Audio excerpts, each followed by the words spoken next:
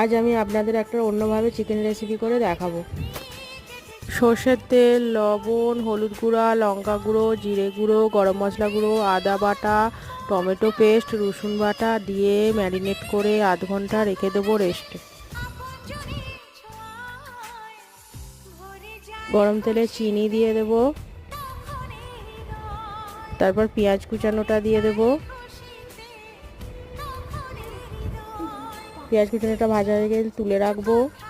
তারপরে ম্যারিনেট করা মাংসটার মধ্যে মাখিয়ে নেব। এই রেসিপিটা ভালো লাগলে লাইক ও সাবস্ক্রাইব করে দেবেন চ্যানেল লিখে। তারপরে আলুটিকে ভেজে মাংসটা ওর মধ্যে দিয়ে দেব। তারপরে ভালো করে কষে স্বাদ মতো লবণ দিয়ে জল দিয়ে মাংসটা নামিয়ে নেব। আমার মাংসের সহজ রেসিপি রেডি। কেমন হয়েছে কমেন্ট করে জানাবেন। ভালো থাকবেন, সুস্থ থাকবেন, ধন্যবাদ।